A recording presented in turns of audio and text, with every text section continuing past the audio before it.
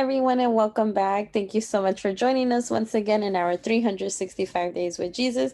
My name is Yvette Andino, and I'll be your host for today. Thank you for taking time off your very busy schedules and just interacting with us virtually. And, I hope this overall message about the book of Second Samuel, chapters 8, 9, 10, and 11 could bring either joy or a manifestation of some sort, or like a blessing or something peaceful or joyful, or any learning insights you can gather. So let's begin. So, like I said, we're reading the second book of Samuel, chapter 8, 9, 10, 11. So this time we are doing four chapters. So chapters 8, 9, 10, 11. And we're, reading the Bible in a sequential order. So in chapter 8, it talks about David's triumphs, which it showed that David, in the first few verses, he defeated the Philistines. He also was able to defeat the Moabites, which are actually close relatives, or like of Israel, because remember, Moab is the son of Lot, and Lot is Abraham's nephew. So they're like very far distant cousins of the Israelites.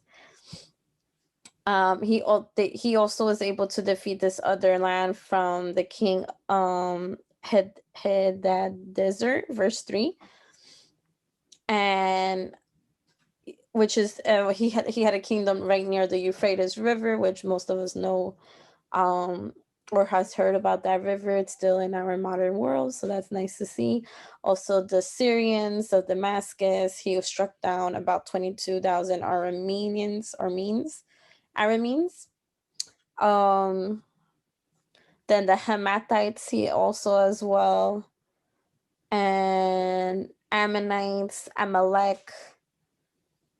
So different tribal nations that were near what we call Israel, so the West Bank territories. He vanquished and killed 18,000 Syrians. He also was able to establish the military garrisons in Edom. Remember, Edom or Edomites are descendants of Esau, which was the twin brother of Jacob. So also far distant cousins. And yes, and then the last verses, it shows how David reigned over Israel. He was continuing to, not just the king, he did have that king role, of course, but also prior to Israel having kings, they had judges. These judges would execute righteousness and justice. So he was still doing that in his kingly role. So it was like a triple role, or how we would say a triple threat. He had different roles in his one role. So definitely very, just something to acknowledge. It wasn't just like a king and a power, but he would also execute it very justly, so that was nice to know. I just want to make sure I don't want to miss anything out. Oh, and the last verse just says David's sons were the chief or confidential advisors to him. They were chief officials, so that's interesting. Or priest, it says, even though the Hebrew word, this is an Amplified Bible commentary, even though the Hebrew word for priest is used in this verse, David's sons would not serve as priests because they were not from the tribe of Levi. They were from the tribe of Judah. The ancient rabbis interpreted the statement to mean that the sons enjoy some priestly privileges. Interesting. Very interesting. I wonder what these privileges were.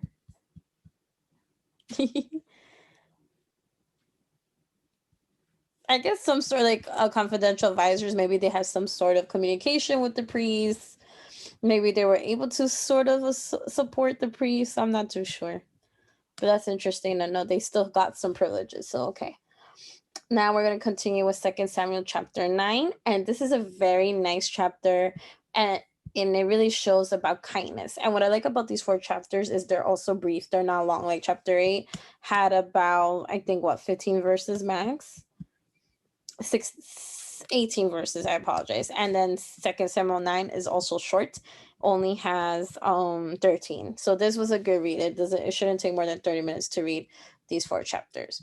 So in chapter 9, it shows how David shows his kindness to Mephibosheth, and Mephibosheth is Jonathan's son. And for those of you who know the story, who don't, just to summarize his story, Mephibosheth was born healthy, and his nurse, one of the nurses, like to his mom, and to Mephibosheth, who helped nurse him, and raise him, kind of like a midwife, you can say, at that time. They were trying to escape from the assassination of Saul, like his family, right, from the soldiers.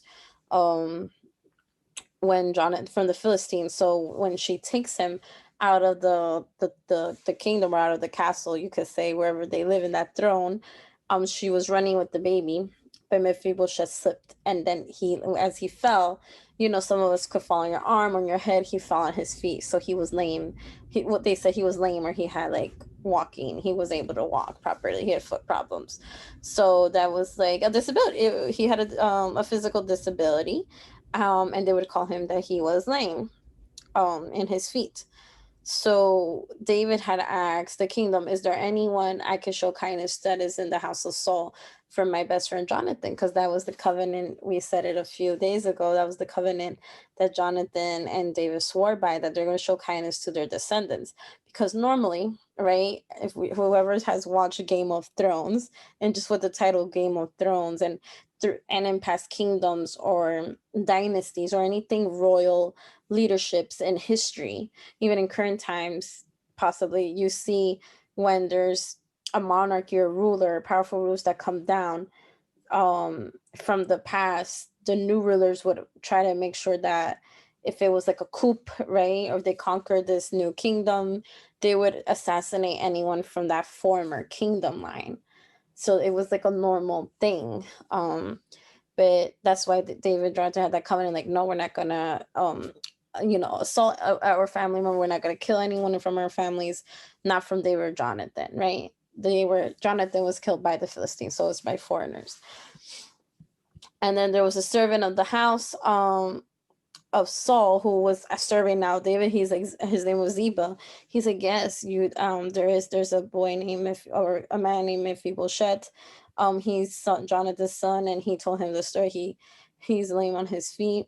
So he's like, yes, send him to me. I want to show him kindness. And by showing him kindness, he allowed him to eat at the king's table. So eating at the king's table was a real privilege. It's like the best food of the land, maybe the most healthy, the most nutritious, the most delicious, and it was a privilege and an honor. And you might even get some economic privileges as well. Mephibosheth is like, who am I? I'm just like, he says, what is your servant, verse 8? So it shows how low his self-esteem is. Again, Mephibosheth lay himself face down and said, what is your servant that you'll be concerned for a dead dog like me? So he compares his humanity, his being, to an animal, dog. And I love dogs, but he doesn't even say it alive, as a dead dog. It's so sad. So the king summoned Mephibosheth, and he's like, I'm gonna give the grandson, because Mephibosheth has a son, so I'm giving Saul's grandson everything that belongs to Saul and to his family, to you, Mephibosheth, and to your kids. You and your sons and your servants shall cultivate the land for him. So David assigns Ziba, the one who said, yes, Mephibosheth is alive. You are going to be his servants. So that him and his family are going to be Mephibosheth and his family's servants. And Ziba's like, yep, as whatever you tell me, your wish is my command. And he did it. So Mephibosheth lived in Jerusalem, verse 13, and he always ate at the king's table, and he was lame in his both feet. The way the Bible reminds us of his learning this physical disability. I'm a school counselor, so for me, I always like the word for me is learning. But if physical disability, it shows, even though no matter what your weakness or whatever's the thing, if you do have a disability of any category or anything that disables you spiritually, shows how God still provides, and it shows how God is merciful, and God still loves you. God always will love you. God has loved you. God will love you. God loves you now. And it shows all the beautiful gifts and blessings he can give us if we just allow that to happen. So, because my people could have been like, I'm not going there. He didn't have to, but he did. So that was awesome. All right. Now, in chapter 10, I want to just make sure I'm highlighting the verses. Also another bloodshed war. This is where Ammon and Aram were defeated. So the Ammonites, they were defeated by David and his soldiers. And Aram too. I just want to make sure Aram from the Arameans, Arameans, Syrians. They had about 20,000 foot soldiers. The king of Makkah with 1,000. They're just giving me a lot of statistics, a lot of like numbers. 12,000 men from Makkah. And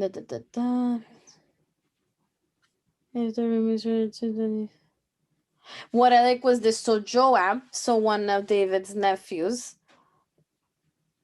And I wonder who Joab is the son of, because if we remember some chapters ago in First Samuel, David's older brothers were soldiers. So I wonder who Joab is the son of, and if he was trained by his father, basically David's brother, one of his brothers, to train him, because he becomes like this great military commander. So he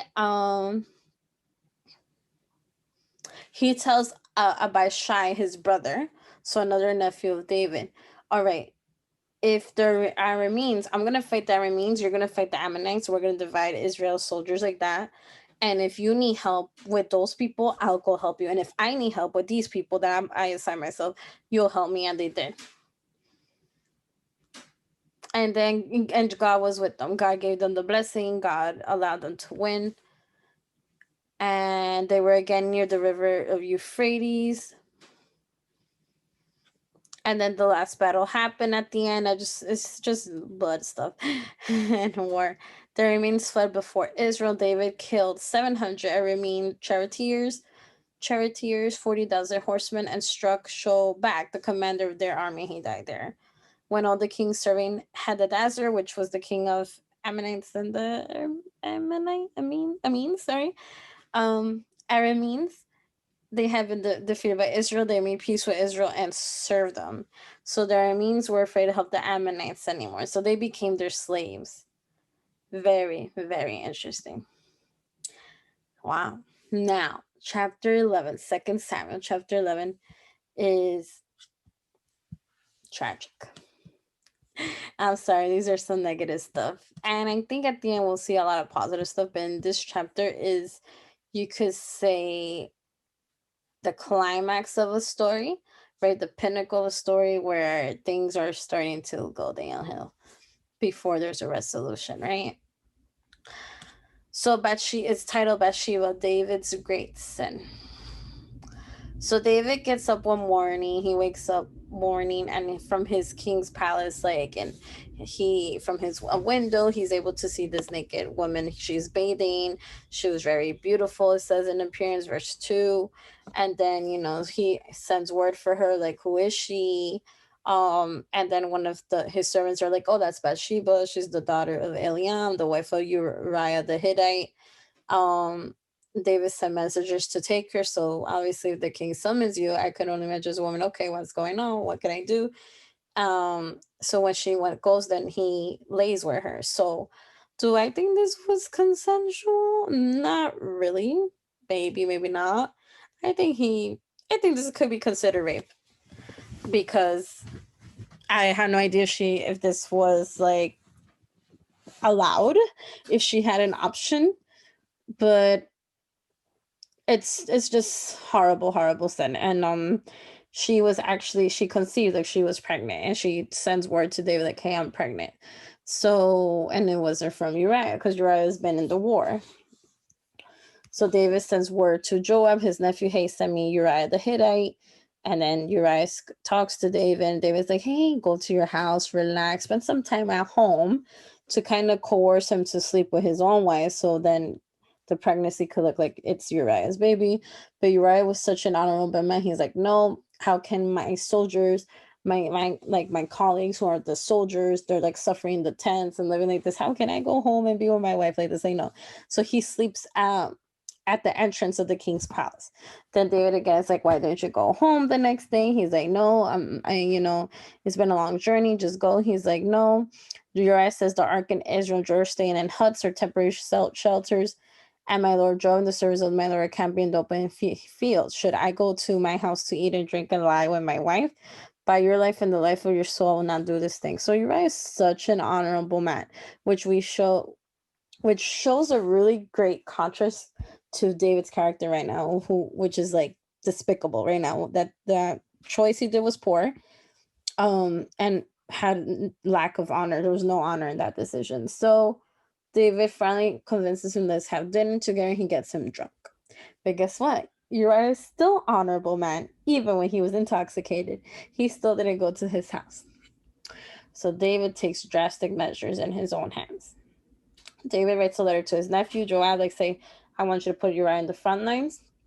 Joab obeys. He tells Uriah, hey, you're summoned to be in the front lines. Uriah's like, of course. And he was the first one to go.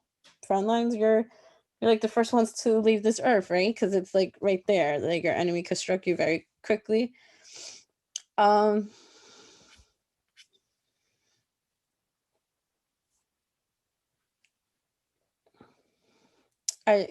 So verse 26 is very sad. The ending of this chapter says, when Uriah's wife Bathsheba heard that her husband Uriah was dead, she mourned for her husband. I think she loved him. And I don't know. I think she was raped. That's just me. I don't know.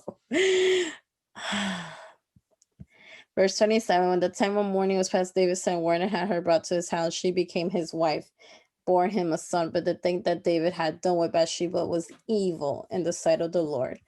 First, you make a woman fornicate, commit adultery, like straight off one of the 10 Commandments. Then you kill this man. And as a human, just kind of like, couldn't you just convince him to divorce her and you marry? Like, I'm sorry. This story it boils my blood. But just like I said in my previous video, I know David repents, right? Because I know the story of David, and I know he has made poor choices, just like all of us have. Poor judgment with poor choices. When we commit to poor choices, it's due to poor judgment, to selfish reasons, and many other factors. And I believe David has some spiritual challenges he had to go through, and maybe Bathsheba was like, what he did with Bathsheba, because it's not her fault, but what he did with her was like the pinnacle of that spiritual downfall. So we're gonna see if things starts lining up, and with David, or not lining up with David, because what he goes through, we all pay consequences, good or bad choices, we pay consequences. But we're gonna see how his story starts to flow after this decision, which will affect him and many more generations to come. Very important when we make decisions to do what we always say in school counseling, self-control. We stop, think, and act, because it may just not affect you directly, it may affect all those around you and even future generations. Sorry for the downside, but it's just I hope with these chapters we can learn to be mindful of our choices, think twice before we do something, maybe not overanalyze, but make sure we're doing positive choices, and make sure we always turn to God whatever we need and put everything in his hands. Thank you, everyone. God bless.